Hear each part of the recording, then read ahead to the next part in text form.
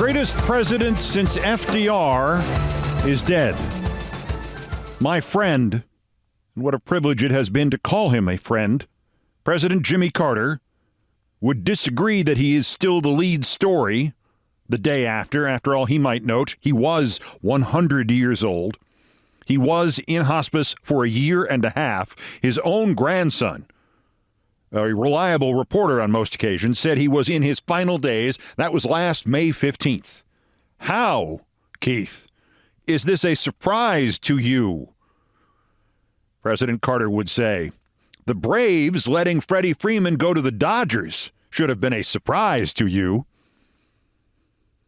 He might have argued that the story of constitutional scholars arguing that even at this late hour, Congress has all the enabling legislation it needs to disqualify Trump from taking power, that the Supreme Court roadblock had been overcome without the Supreme Court noticing, that was the lead story. I'm going to overrule him. I will get to that story in a moment. I do not honestly know if Jimmy Carter would have argued about my other point. I don't know if he would have argued that he was not the greatest president since FDR. Jimmy Carter was an extraordinary mixture, possibly a unique mixture of intelligence, self-confidence, uncertainty, honesty, and realism. I suspect he might have said, whoever the greatest president since FDR was, he got reelected. And here I will again overrule him.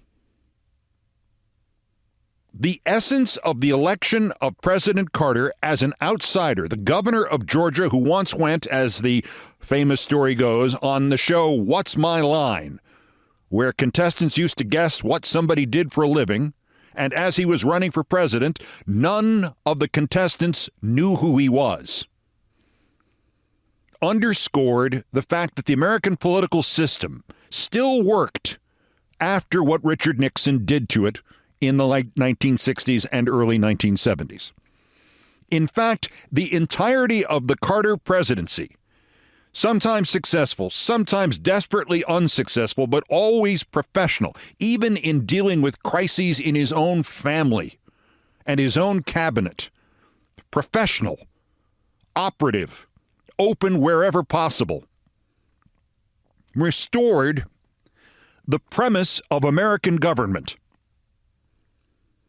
Whatever the outcome was, the transformation of the presidency, which was a joke on January 1st, 1976, a joke, along with the idea of believing that the government might actually do something good rather than something to you. That was a joke held universally in spite of party, not a menace, not a conspiracy, not a MAGA, lunatic, paranoid, sons of bitches kind of stupidity, but genuine,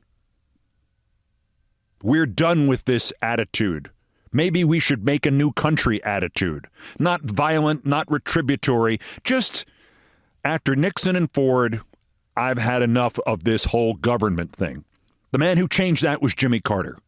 Jimmy Carter was a president from the first day to the last day.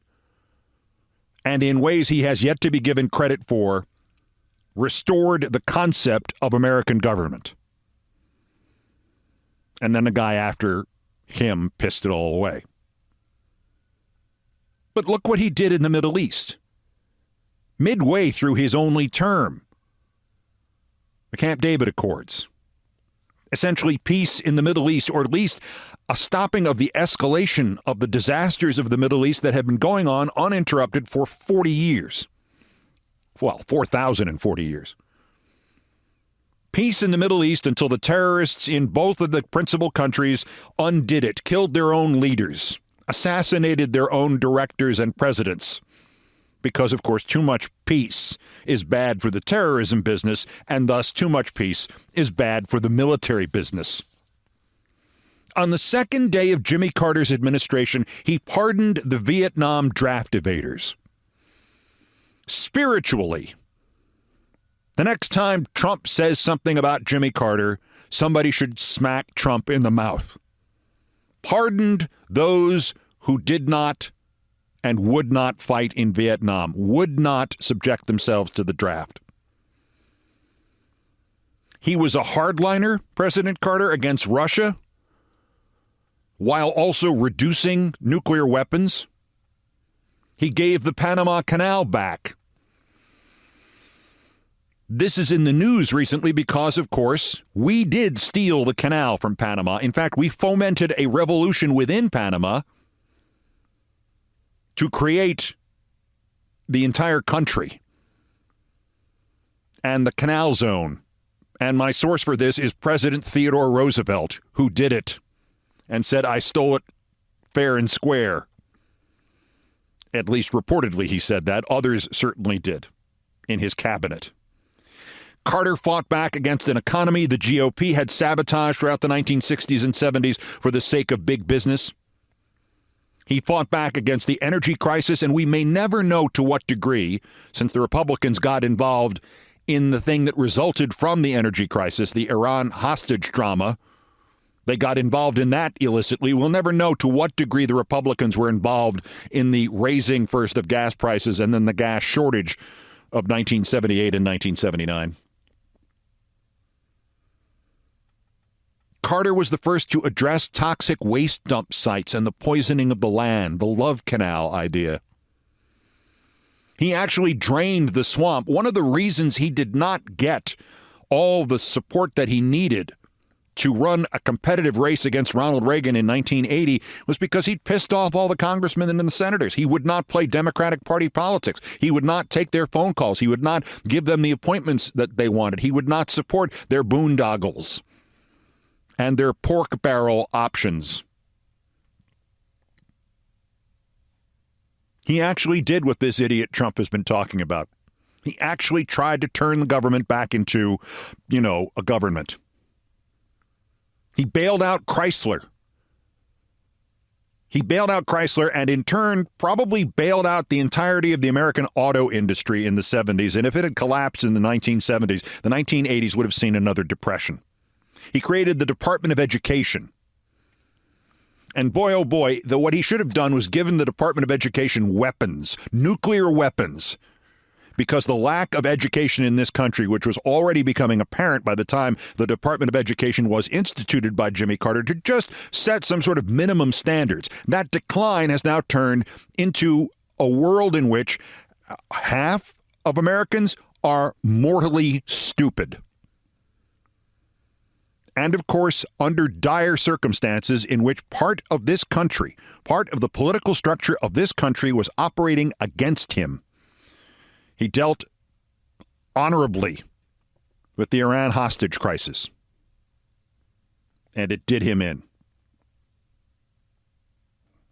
And did that make him the greatest president since FDR? I think it did, because let's look exactly at the histories in capsule of the ones since FDR. Truman, well-meaning, and he did well under the circumstances, I guess. On the other hand, he did not stand up to Joe McCarthy, and when the tough got going, or the going got tough, he got out of town and back to Independence, Missouri. He also failed internationally. Yes, we probably should have been involved in some way in Korea. The way he handled it met with disaster. He pleased no one. Eisenhower twice lied about his health and his near-fatal heart attacks, should not have been able to run for presidential re-election in 1956. Spent months not in charge of the government. And he introduced Richard Nixon to us. JFK didn't stop the Bay of Pigs, set the tone for the Cuban Missile Crisis, introduced, in many respects, the TV presidency that we have now. It was fine for him. He was a smart man who understood that it could not be just a TV presidency. But do you think the current guy understands that? I mean, the guy who's supposed to take office in 2 weeks? Do you think he understands that? I don't think he understands which is left and which is right. But I digress. JFK didn't stop the Bay of Pigs, set the tone for the Cuban Missile Crisis, was late on civil rights. And under different circumstances, perhaps a second term, his personal life could have been the background for a new international blackmail attempt every hour. Maybe it didn't bother people at the time that he appointed his own brother as Attorney General. Maybe the institutionalization of that family as a political force and the beginning of regal families in this country wasn't apparent to be the disaster that it has become. But let me know what you think of the idea of your brother as Attorney General if and when in the next 4 years Trump announces that one of his relatives is going to be his successor. And then we'll talk about the Kennedys. And, of course, it was the youngest of the Kennedys who undermined Jimmy Carter. Lyndon Johnson, the idea of the Great Society and the integration, as we called it in the 60s, would have made him the best of the presidents since FDR, except for the small matter of Vietnam, which destroyed his presidency and nearly this country and overwhelmed everything good that he did. Johnson is the most tragic president since FDR. Nixon, all he tried to do was make everything that the president did illegal into something that was okay. Among them, all he tried to do is choose the nominee of the other party who would run against him, and in many respects he succeeded. To turn it into a two-party system in which one of the parties was the subsidiary of the other party. Don't tell Trump. Ford pardoned Nixon. You will never, ever, ever convince me, and I am now, yes, vouching for a conspiracy theory, you will never convince me that there was not some sort of tacit agreement beforehand between Ford and Nixon that if Nixon resigned, Ford would pardon him. But the whole idea that this country was spared something because Nixon did not go on trial, there wasn't going to be a trial. He wasn't going to go to jail. But we might have gotten something out of that that would have told future presidents, don't break the goddamned laws. Instead, Gerald Ford, never elected to the vice presidency and certainly never elected to the presidency, decided for all time that all future presidents should get this message. Do whatever you can get away with. Then we have the Jimmy Carter presidency as I outlined it before. Reagan, terrible actor, political opportunist, a one-time liberal leader of the Union in Hollywood, whose minions, at best, this is the best interpretation, his minions treasonously betrayed this country and caused our hostages to be held longer in Iran just so that they could use that as a political hammer to beat Jimmy Carter into the ground during the 1980 election. Those hostages might have been out sooner, but for Ronald Reagan. May he be burning in hell.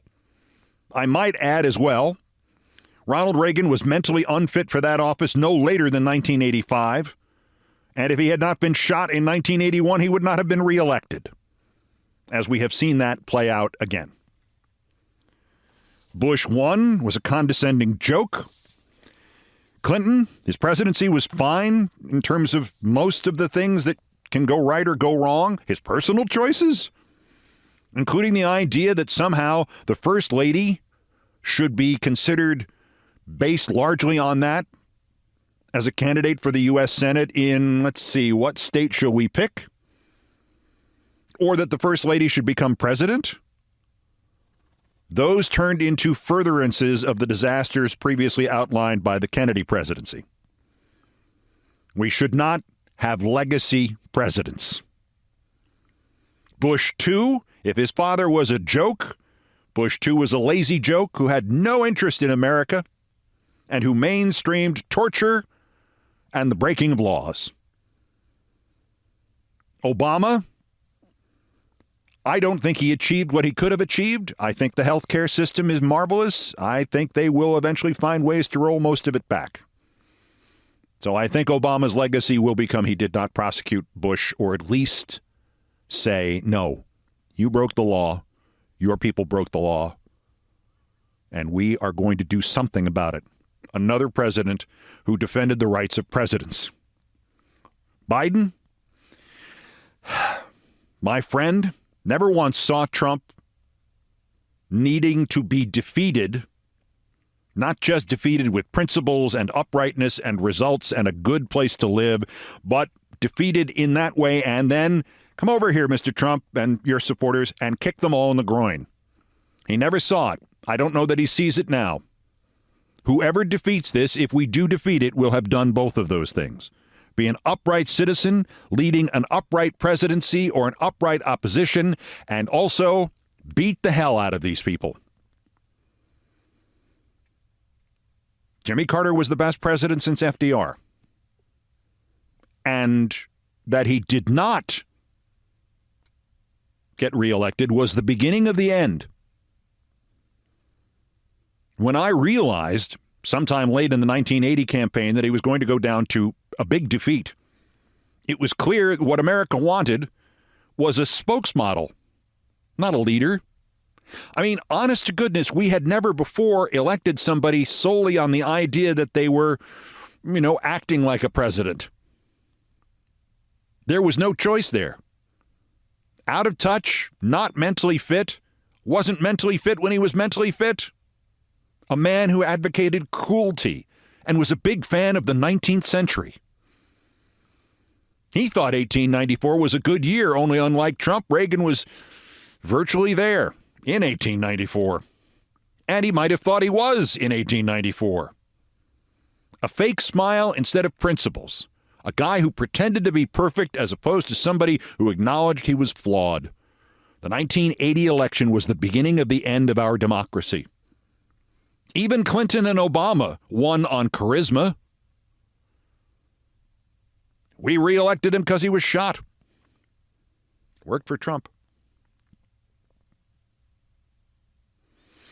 Jimmy Carter's problem, and he admitted to this in many public interviews and also in private, he did not suffer fools gladly. He never hid that he was the smartest in the room, and he suffered from something that people who are like that often suffer from. He could not understand why it was not clear to everybody that this idea, whether it was his idea or somebody else's, was the best one. It was obviously the best one. Well, people don't necessarily perceive things as quickly as Jimmy Carter did. Jimmy Carter was a nuclear engineer and a small businessman and the governor of Georgia. He had more smarts in that head than the three presidents before him and the three presidents after him combined. And his one fatal, tragic flaw was he could not hide that. He could not just smile with those giant teeth of his and nod and then say something unfortunate off camera.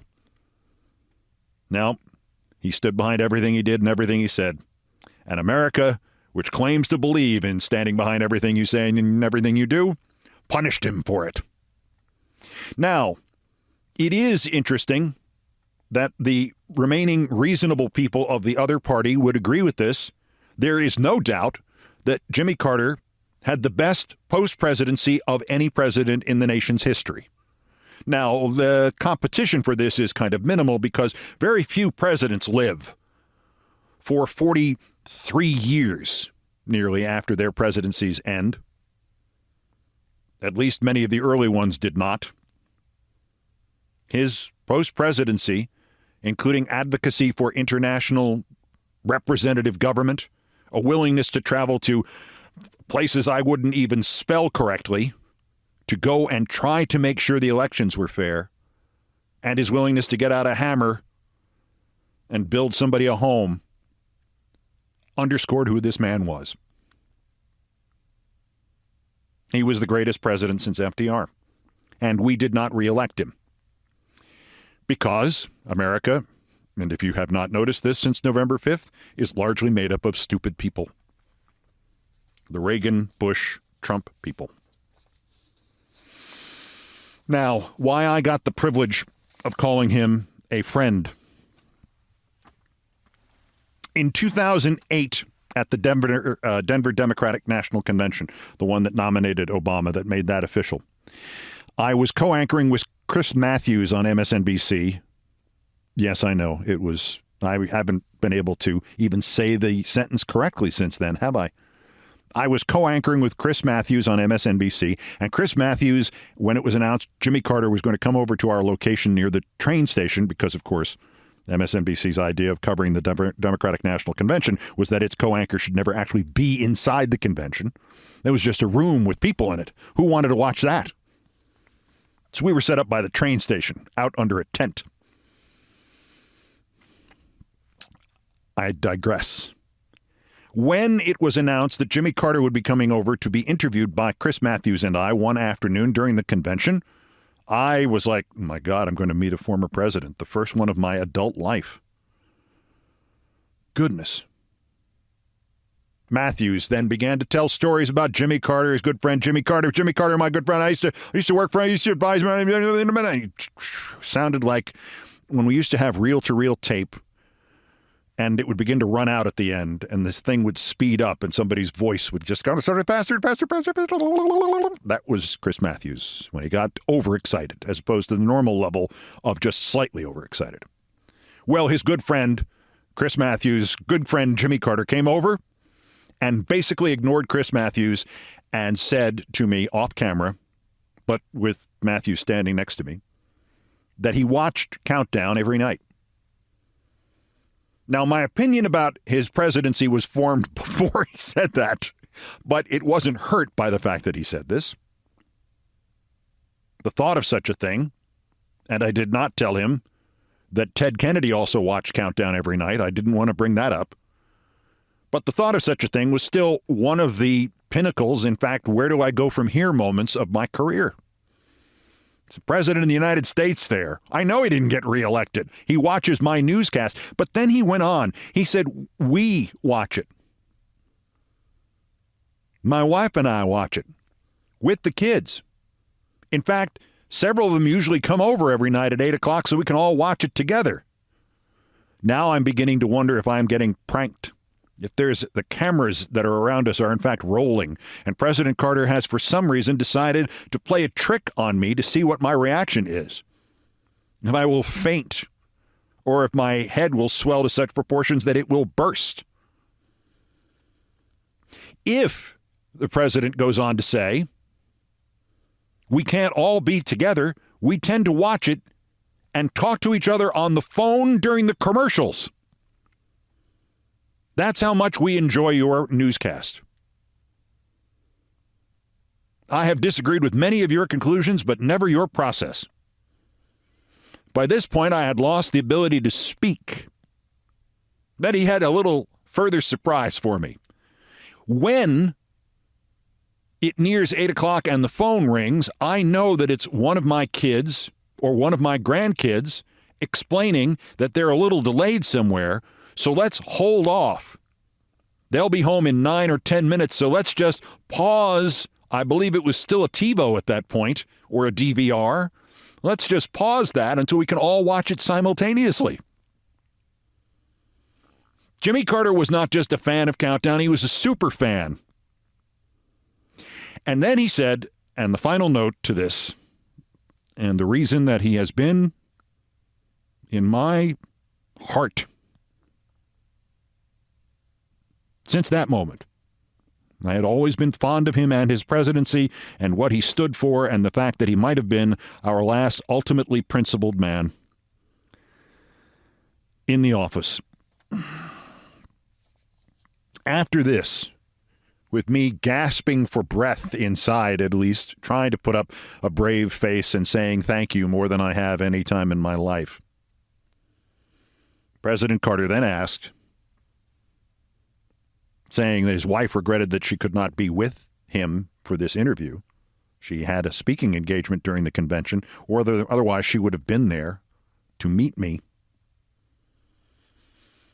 He said, Keith, do you mind if we take a picture so I can show her? And of course, at that moment, Chris Matthews rose and moved into the shot. And President Carter, with a big smile on his face, said, we'll get a shot another time, Chris. This is for Rosalind. This is just Keith and me. Jimmy Carter, the best president since FDR. And if you disagree with me on that point, I think you may agree with me that he probably also was the funniest president since FDR.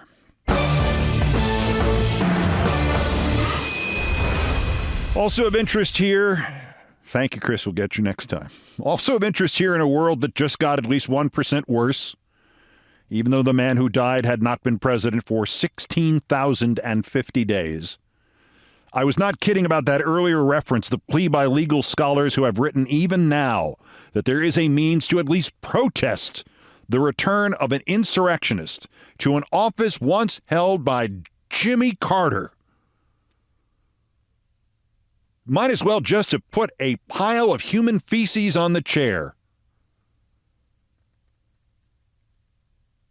Even now, these legal experts, constitutional scholars, in fact, former clerks at the Supreme Court, insist there is a means to at least protest the return of Trump to power, that Democrats need to just do what's right for once and damn the consequences, at least say no, even if yes is going to win. They say that when the Supreme Court made up a requirement earlier this year, for legislation to disqualify a presidential candidate or president who is connected to a rebellion, the Supreme Court missed something. Alito actually slept on the job. It did not realize that that required legislation is already in place, and that if they could do it, they could legally and peacefully deny Trump the presidency. That's next. This is Countdown.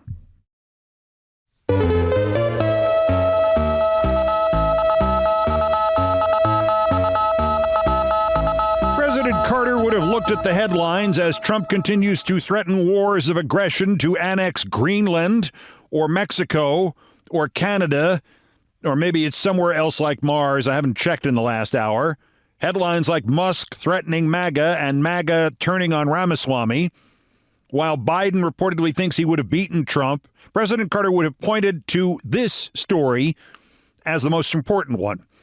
Two legal scholars and former Supreme Court clerks insist that a week from today, Democrats in the House must refuse to certify Trump's election because the specific legislation to disqualify him for insurrection, the legislation the Supreme Court made up and demanded in this year's 14th Amendment case, that legislation already exists. By the way, a week from today is January 6th. I will say what I said previously on this topic. There are not enough words, there is not enough time left in eternity for me to completely cover how much this is not going to happen. But on the Washington-focused news site The Hill, the former editor-in-chief of the Columbia Law Review and Justice Potter Stewart clerk Evan Davis, and the former editor-in-chief of the Yale Law Journal and Justice Potter Stewart clerk David Schulte insist that no matter what the Supreme Court says, and no matter what the consequences might be, Trump has already been disqualified from federal office under the 14th Amendment, and Article 2 of the Constitution gives the House the sole authority to confirm a presidential election outcome or not. And I will add that while I can't tell you how much this is not going to happen, it would be nice to see Democrats do something, anything at all, just to peacefully protest what a failed and useless shit show the government and its supposed protections against dictatorships and authoritarians and foreign influence on our government has become. And what a hapless and flaccid vessel the Democratic Party has become in the wake of Trump's treacherous conspiracies to transform and subvert what was our clunky but largely functional form of representative government in, the good old days of yore, like, 2013 and 14. To transform it from that time into a subsidiary of Trump or Musk enterprises. America X.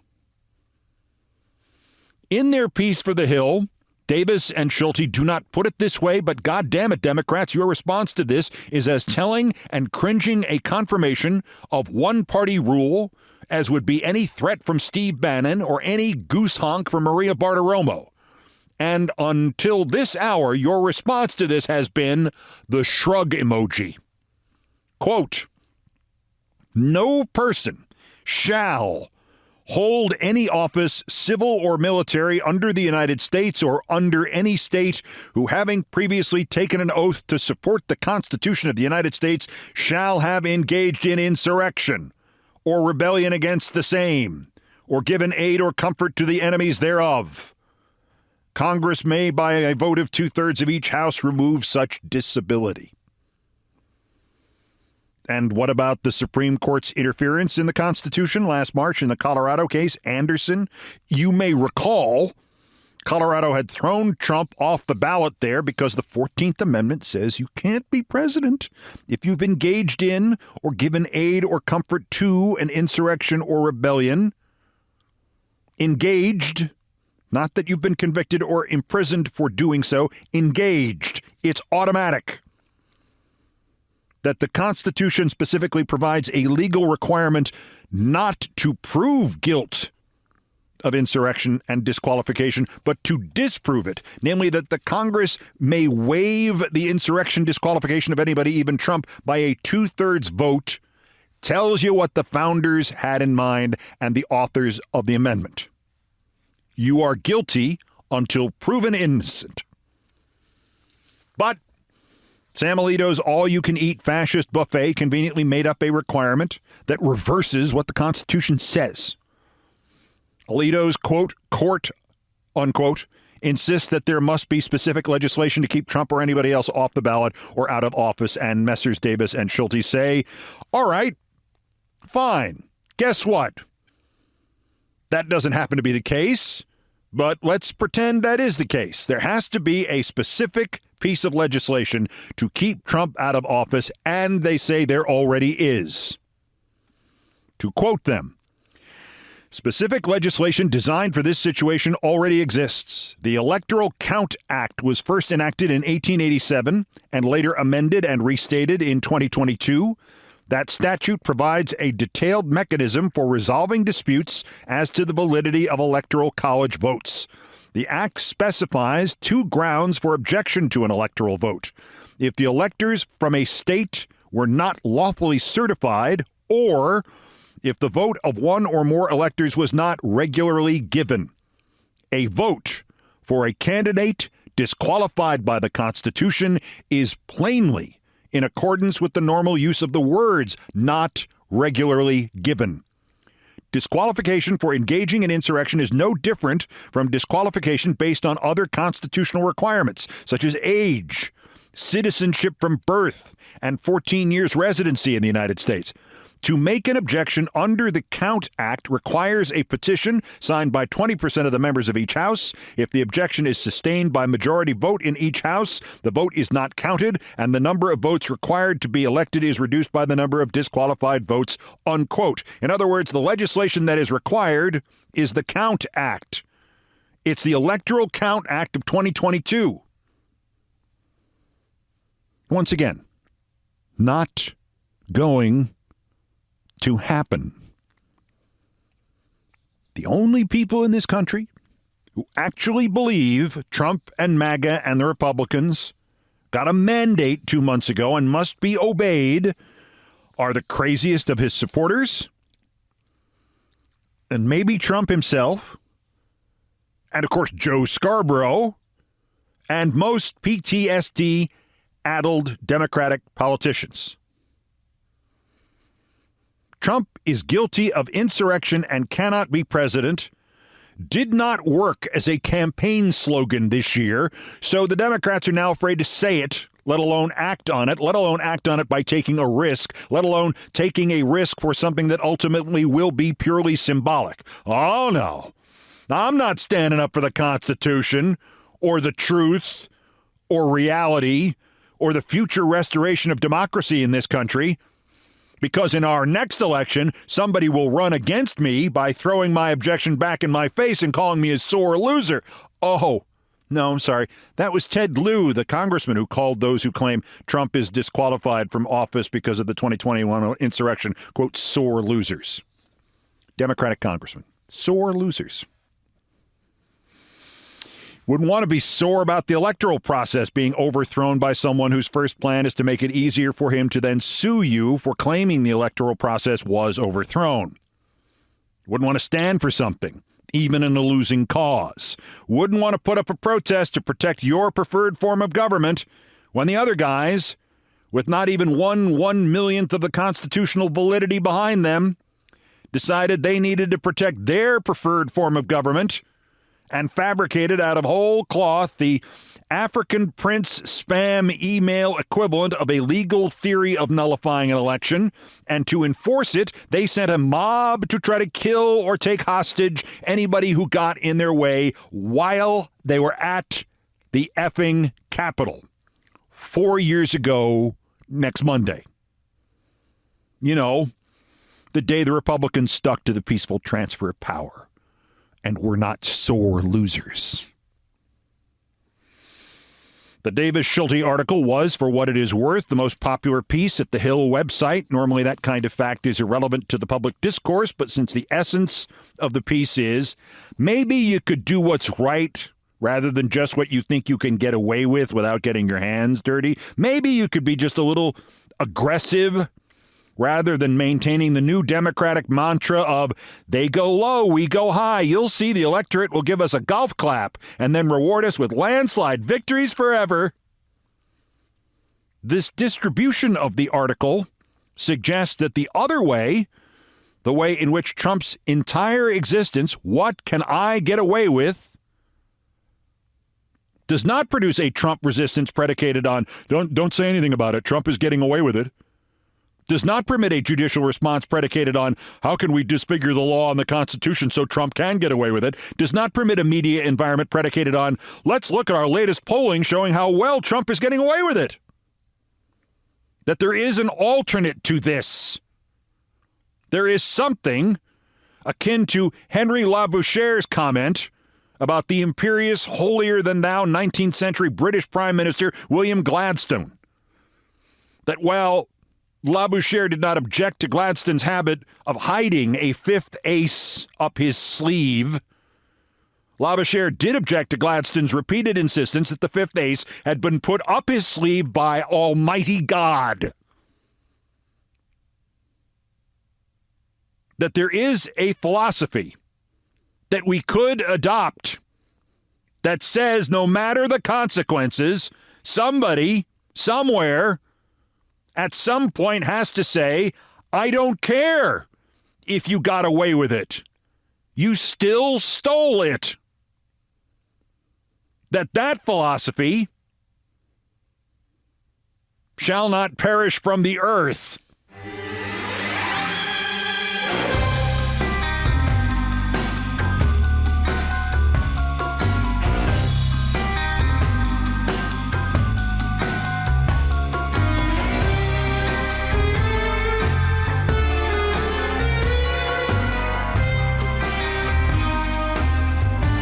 I will confess that despite my clenched fists and despite my taking a page from the late President Carter's attitude towards such things, I also like the completely opposite approach to the certification next week of King Dumbass the First. Namely, let them fight.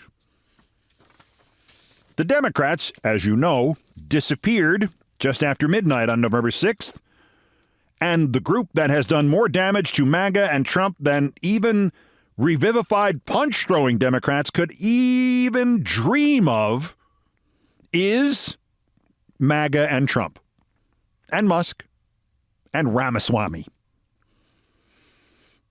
The Schwam, as we call him.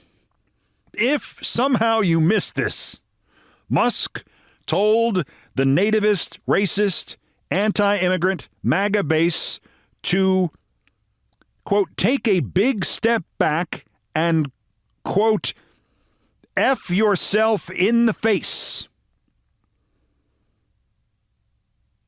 which, to be honest, I always thought was a Robert F. Kennedy Jr. quote. Take a big step back and F yourself in the face. Somebody's ketamine arrived on time. This, I think, is the 10,000th time I have said this. The democracy abides not so much because of the exertions of those of us who want to preserve it as the utter stupidity of those who would destroy it.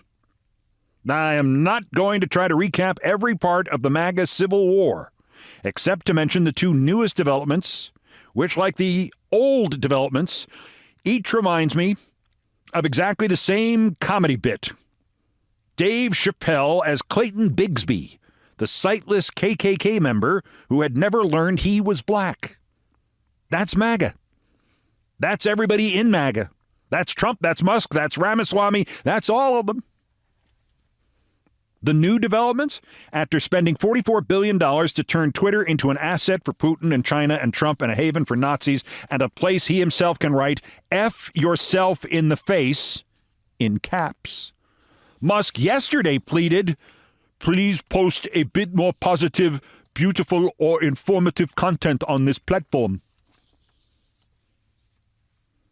That's stupid even for him. What could be even more stupid than that? Ramaswamy yesterday posted, end affirmative action. America is the land of meritocracy. Let me do it in Ramaswamy's voice. End affirmative action. America is the land of meritocracy. True, if by meritocracy Mr. Hairdo means not merely selling the snake oil, but running up the stock price of the snake oil company to make countless millions before it all collapses. That's a meritocracy. Also, even after this weekend, it is not clear to that genuinely stupid man that the vast majority of his fascist supporters believe that he, Vivek Ramaswamy, is where he is because and only because of affirmative action. For a while, I was trying to figure out which was true here, whether Musk and Ramaswamy were not aware that when the maggots said they wanted all foreigners out, they meant all of them, except maybe Musk and Ramaswamy. But certainly the kinds of foreigners that Musk and Ramaswamy wanted to hire and bring here on H-1B employment visas. I've been trying to figure out whether it was that or that the MAGA rank and file and scum and vermin did not realize that when Trump promised to round up and expel all migrants, he meant all migrants except the ones that he and Musk and Ramaswamy want to hire and bring into this country. The answer, of course, is, why can't it be both? Because it is both. Because they are all Clayton Bigsby. Conveniently, Trump has ratcheted up a notch here by revealing he appears to have been involved in aiding illegal immigration. That is, immigration that violates immigration law. He told the New York Post, quote, I have many H-1B visas on my properties. Not only did Trump repudiate H-1B visas during the 2016 campaign, but the H-1B visa is exclusively for specialty occupations and foreign applicants who have expertise that cannot be found, or at least cannot be found easily, among Americans who are already here. Think nuclear engineers, not groundskeepers tending to the first hole where Ivana is buried at Trump's Golf-A-Rama in Bedminster, New Jersey. H-1Bs. Less Carl Spackler, more Werner von Braun. Unclear who will fire whom here, though Bannon has called Musk a toddler, and my God, it's happened. Bannon is finally right about something. But Musk and Trump now cannot coexist. Because Musk seems to think Trump will let him decide things like this, and Musk's behavior is getting even more deranged than Trump's, and Trump has got to realize this. Musk has now, in addition to all of this, telling people to F themselves in the face while then asking for more beautiful content. He has now written an editorial supporting those German AfD neo-Nazis, an actual newspaper editorial, and the first rule of Trump Neo-Nazi Club is say whatever you want. Just remember, never write it down. Never write it down. Elmo. Meanwhile, Ramaswamy, of course, sees the opportunity to become other Musk.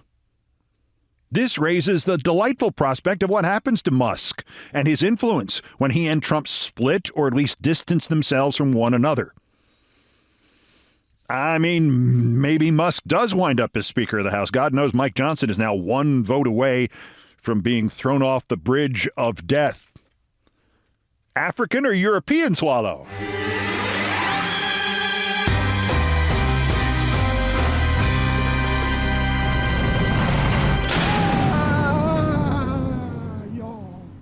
My Mike Johnson impression. Back to seizing the Panama Canal and moving it to Greenland, or whatever the latest non-forever war Trump is ginning up. Hard to believe the media could get more complicit in the coming fascism, but yeah, you know, that's one area in which they all appear to be hiring. New York Times. Trump showed that his America First philosophy has an expansionist dimension by calling for or asserting U.S. control over the Panama Canal and Greenland. An expansionist dimension. That's what it is. Like, you know, Hitler's expansionist dimension. CNN. Trump is teasing U.S. expansion into Panama, Greenland, and Canada by Steve Contorno.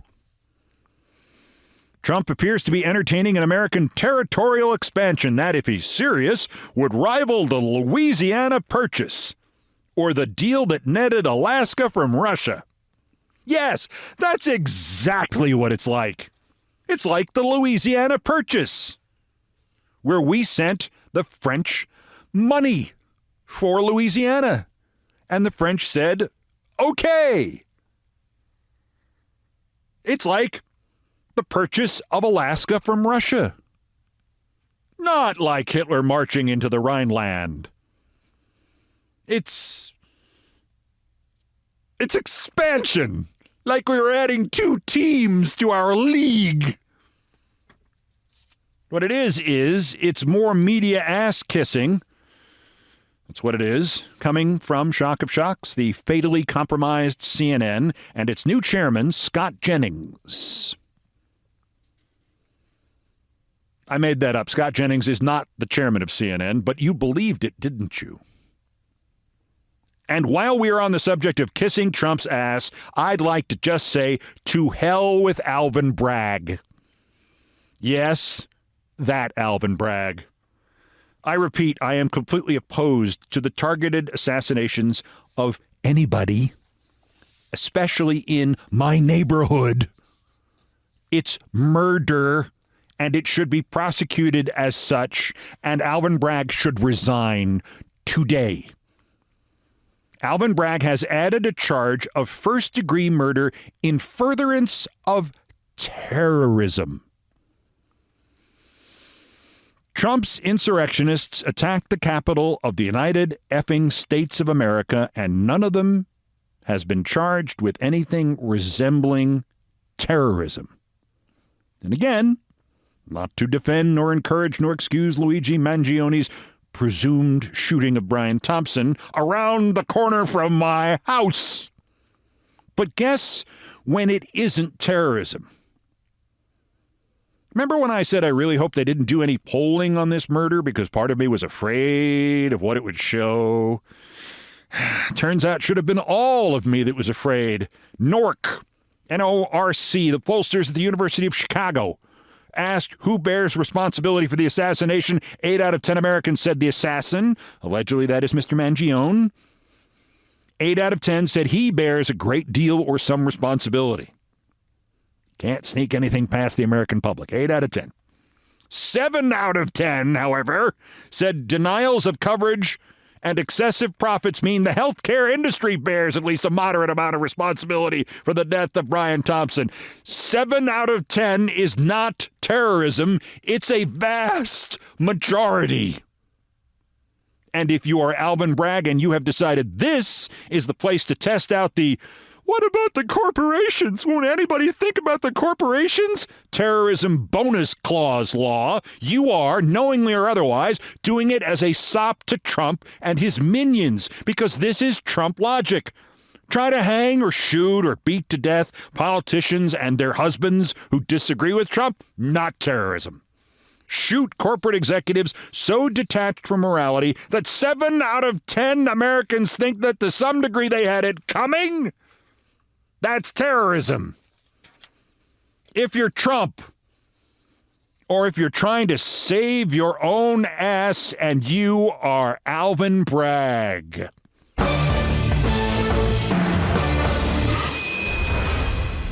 I will note that District Attorney Bragg and Judge Juan Merchan also both stealthily slow-walked the sentencing of Trump before the election.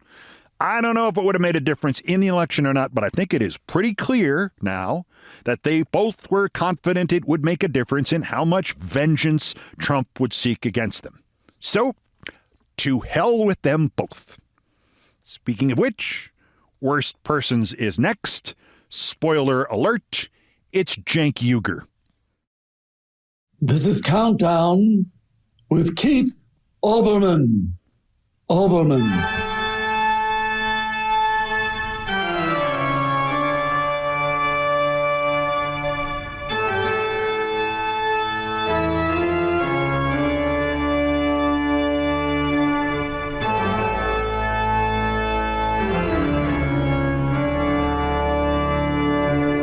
Believe it or not, there's still more new idiots to talk about before we close this one out. The daily roundup of the miscreants, morons, and Dunning-Kruger effect specimens who constitute today's other worst persons in the world.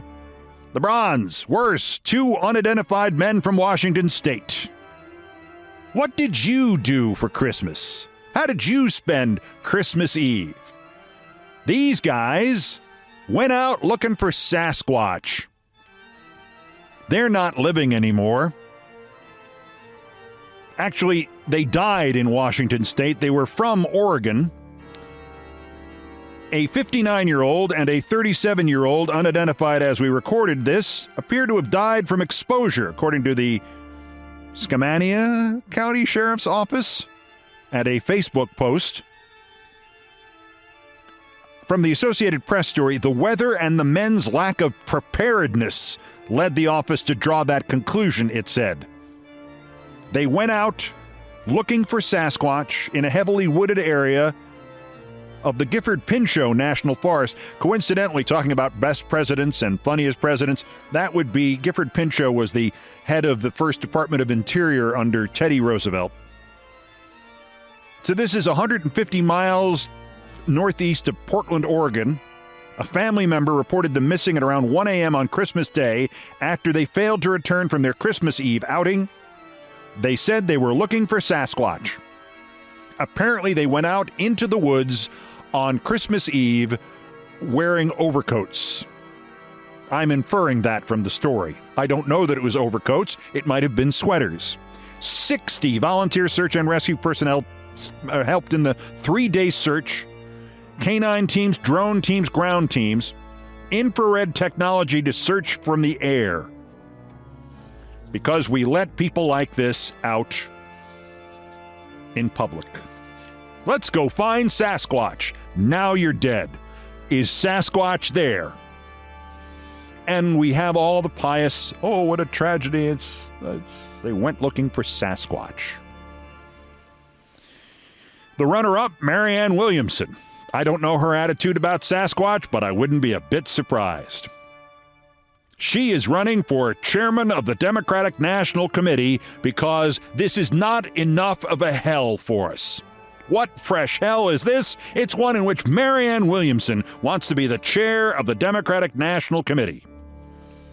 MAGA is a distinctly 21st century political movement, and it will not be defeated by a 20th century toolkit, data analysis, fundraising, field organizing, and beefed-up technology. While all are important, will not be enough to prepare the way for the Democratic victory in 2024 and beyond. That's why I have decided to run for DNC chair this year, writes Marianne Williamson. So what else is there going to be besides data analysis, fundraising, field organizing, beefed-up technology? What do you got, Marianne? Crystals? Vibes? We've tried crystals and vibes. What do you got? You got Sasquatch? Your Democratic nominee in 2028, Sasquatch. We found him. As we're continuing to build the memorial for those two men who died just after Christmas in 2024 when they went out looking, they found him because of those men. That idiot Olbermann, remember him? He made fun of them. Now we've made 700-foot-tall monuments to them in the forests in Washington State. I have mentioned this before. Somebody tried to set me up on a date at Marianne Williamson's request with Marianne Williamson. I have described to you in my personal life and the many, many bad choices I have made. That was one of the good choices. Pew, pew, pew, pew. Those are all the bullets that I avoided in that one. And speaking of which, in a different context, no dating involved here, but bullets ducked, our winner, Cenk Uygur, who did some sort of panel discussion with Charlie Kirk. Because, sure, let's negotiate with them. Joe Scarborough would not have sat down with Charlie Kirk, Cenk. I have to admit, I underestimated the tribalism on our side. These people are fascists. It's not tribalism to oppose fascists. We spilled the blood of what? 500,000 Americans in the Second World War fighting fascists. That's not tribalism, it was self-defense. I thought once people realized that I am defending left-wing positions in front of right-wing crowds, they would understand that's not selling out, that's the opposite. But no, most seem to think just the mere act of talking to the other side is an unbearable heresy. This is because it's an unbearable heresy. The only thing you get from them in talking to them is the possibility that one of them might say something stupid that you can then put on your show, which they will then clip and alter in such a way to make you look stupid. We should never talk because that's appeasement, etc. Yes, it's appeasement. It's exactly the same thing, Cenk. The fact that people can't see how crazy that sounds shows you how thick the bubbles are. The bubbles are in your bloodstream, Cenk. See a physician.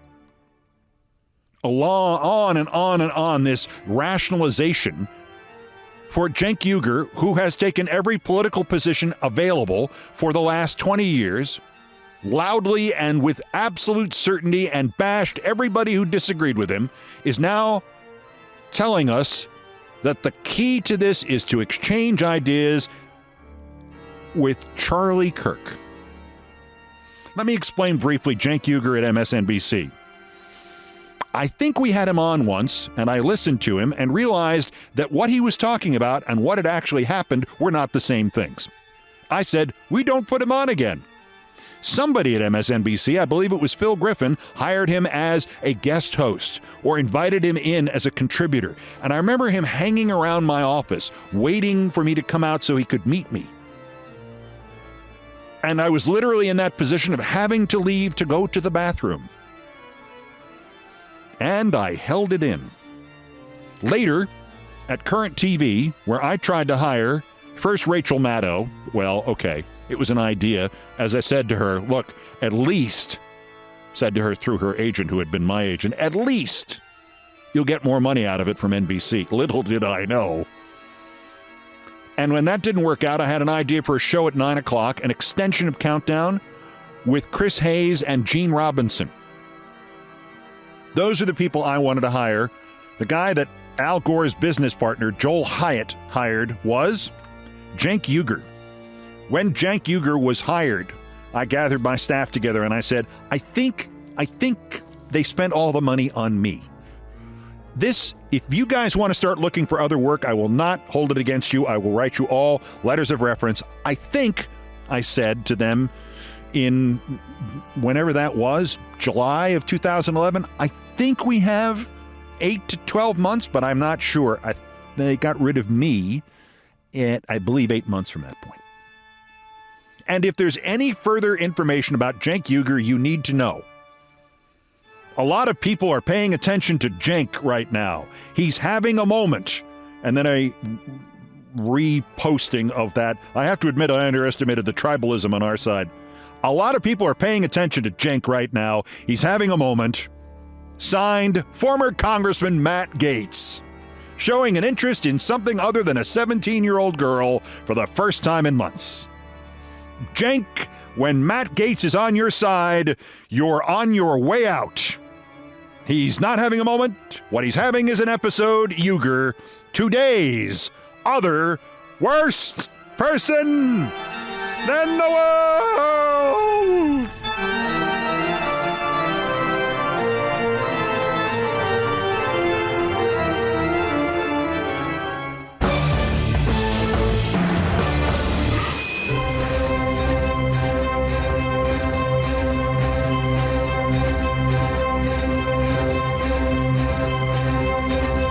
I've done all the damage I can do here. Thank you for listening. Cenk Uyghur. Holy crap. Brian Ray and John Philip Chanel, the musical directors of Countdown, arranged, produced, and performed most of our music.